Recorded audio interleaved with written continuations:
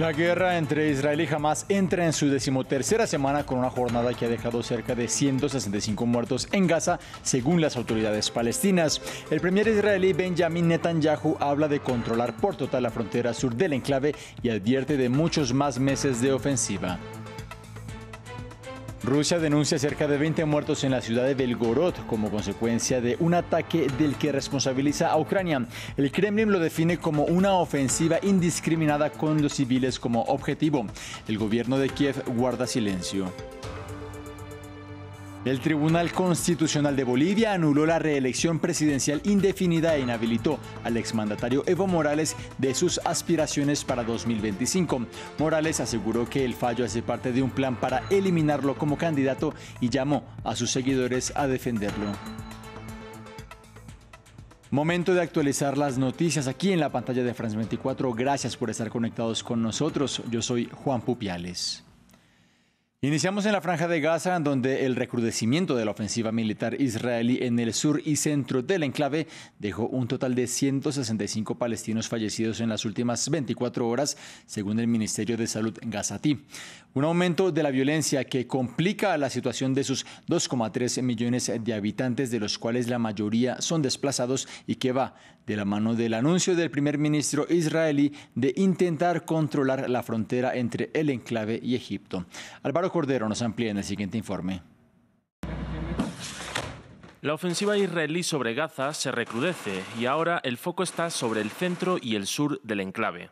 Territorios catalogados como seguros en un inicio por Israel y donde se estima que hay unos 2,3 millones de desplazados palestinos, pero que ahora son escena de bombardeos y muerte.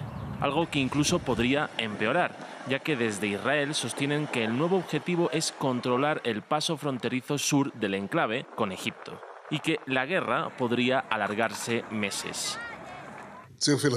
El corredor Filadelfia, o para decirlo más correctamente, el punto de parada sur de Gaza, debe estar en nuestras manos, debe cerrarse. Está claro que cualquier otro tipo de acuerdo no garantizaría la desmilitarización que buscamos.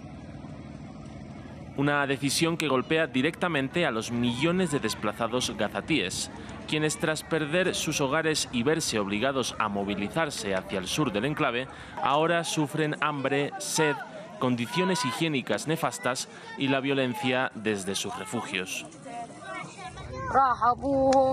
Quiero alimentar a las niñas y su padre no está aquí.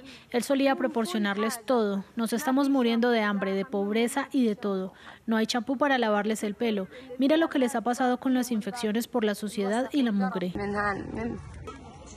Un último reporte de la Agencia de la ONU para los Refugiados Palestinos estima que el 40% de los gazatíes está en riesgo de hambruna, una situación que no mejorará sin un alto el fuego y la entrada de más ayuda humanitaria.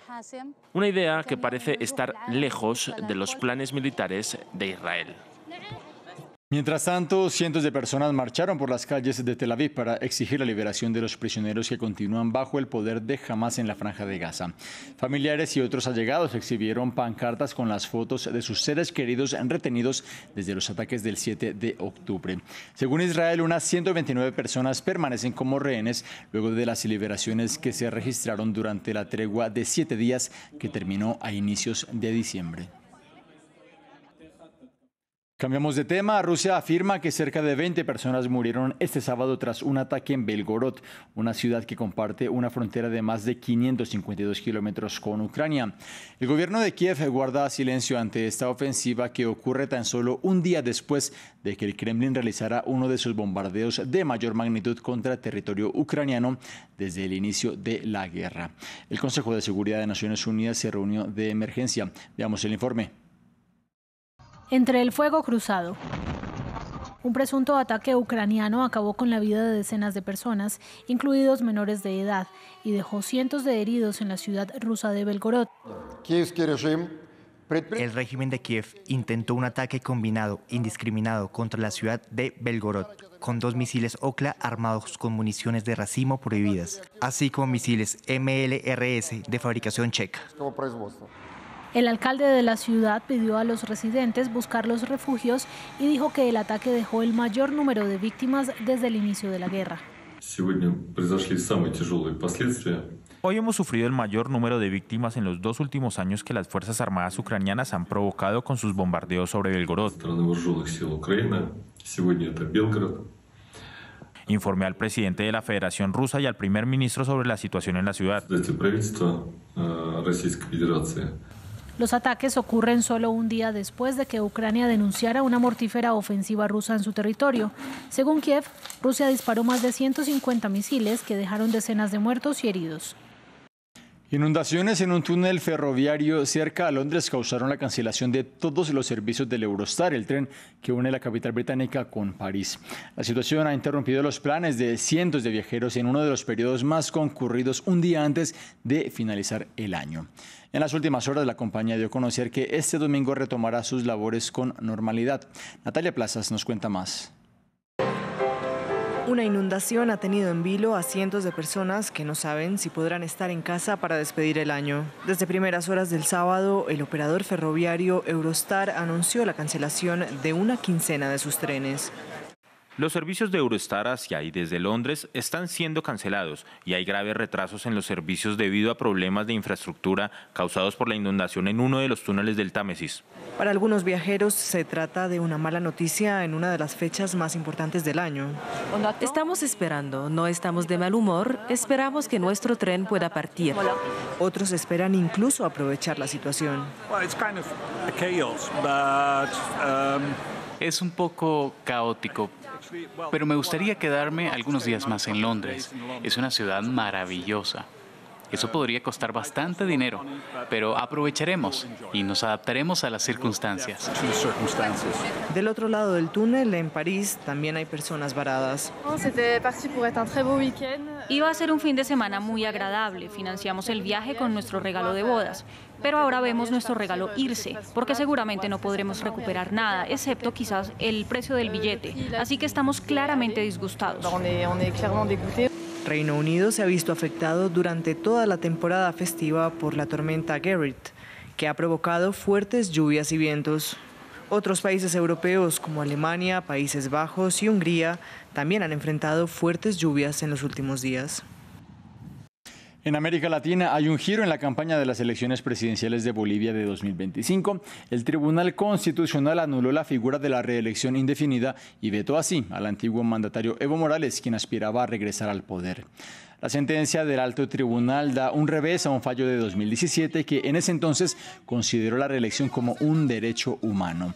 El dictamen argumenta la decisión como una medida idónea para asegurar que una persona no se perpetúe en el poder.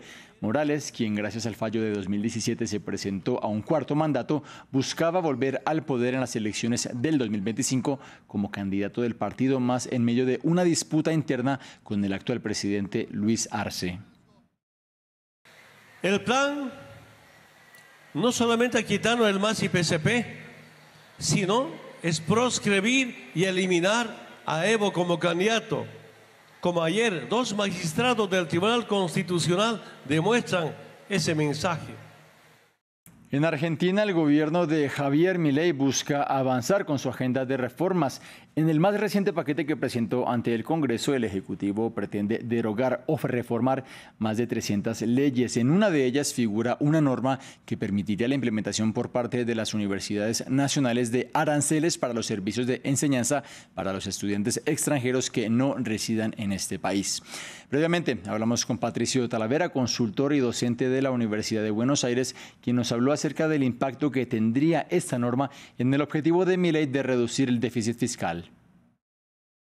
Una proporción muy pequeña que no está pensada en función del déficit, sino está pensada en función de enviar un mensaje de protección o de preservación de lo que se piensa como inversión pública.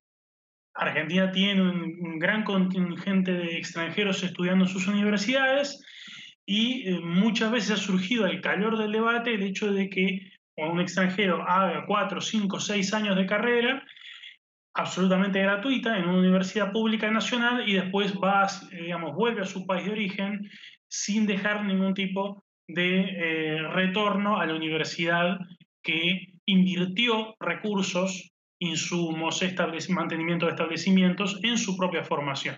pero en términos fiscales, la proporción eventual que el Estado vía universidades podría recaudar a partir de esta disposición es absolutamente módica e insignificante.